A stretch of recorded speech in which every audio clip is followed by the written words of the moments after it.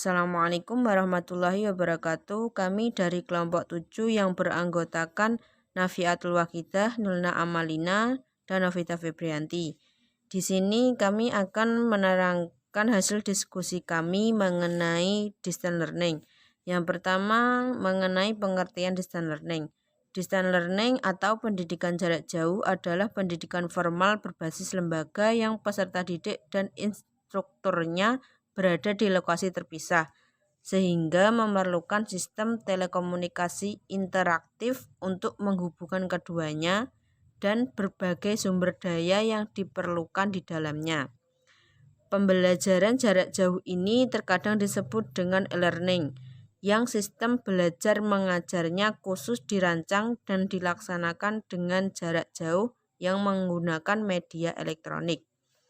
Yang kedua yaitu faktor pendukung distance learning. Faktor pendukung dalam pembelajaran jarak jauh tentunya terdapat beberapa faktor pendukung yang digunakan sebagai landasan untuk berlangsungnya proses pembelajaran. Selain faktor pendukung dari pemerintah, guru, orang tua, maupun fasilitas pembelajaran yang diberikan dari lembaga pendidikan, terdapat beberapa persiapan dan komponen pendukung yang digunakan agar kegiatan pembelajaran berlangsung lancar dan mencapai hasil yang memuaskan sesuai dengan tujuan. Beberapa komponen yaitu yang pertama komponen perangkat keras atau hardware. Yang kedua yaitu komponen perangkat lunak atau software. Yang ketiga komponen perangkat nalar atau akal atau disebut dengan brainware. Yang selanjutnya akan dijelaskan oleh teman saya. Baik, selanjutnya saya akan menjelaskan mengenai latar belakang distance learning. Bahwasanya konsep mengenai distance learning atau pendidikan jarak jauh yaitu telah ada sejak tahun 1900-an dengan istilah sekolah korespondensi atau pendidikan korespondensi. Distance learning atau pendidikan jarak jauh dikembangkan pertama kali di Amerika Serikat, kemudian Perancis, Jerman, dan juga Inggris pada pertengahan tahun 1800. Kemudian pada tahun 1840, Sir Isaac Pitman mengajar jarak jauh menggunakan surat, dan pada tahun 1980-an, International Correspondence School membangun metode perkuliahan yaitu home study course yang pada saat itu dikarenakan faktor keamanan pada era tersebut. Selanjutnya yaitu distance learning menurut para ahli. Yang pertama yaitu menurut Kegande atau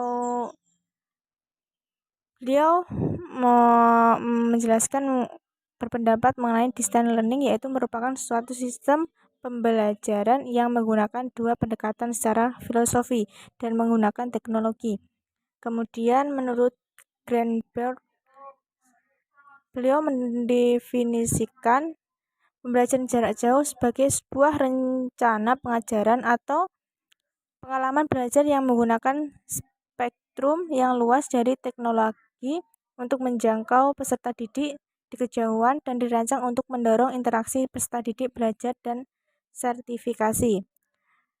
Sedangkan menurut Tester dan Plisner berpendapat bahwa distance learning atau pembelajaran jarak jauh sebagai istilah pembelajaran jarak jauh telah diaplikasikan ke berbagai metode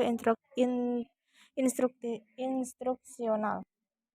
Selanjutnya di sini saya akan menjelaskan tentang relevansi literasi digital dengan pembelajaran saat ini. Pendidikan yang mungkin tersedia di abad ke-21 yaitu cyber atau e-learning yang merupakan belajar atau pembelajaran melalui pemanfaatan teknologi komputer dan atau internet. E-learning adalah pendekatan pembelajaran melalui perangkat komputer yang tersambung ke internet, di mana peserta didik berupaya memperoleh bahan belajar yang sesuai dengan kebutuhannya. Sekian dari kelompok kami. Apabila ada kurang lebihnya, kami mohon maaf yang sebesar-besarnya. Akhiran, wassalamualaikum warahmatullahi wabarakatuh.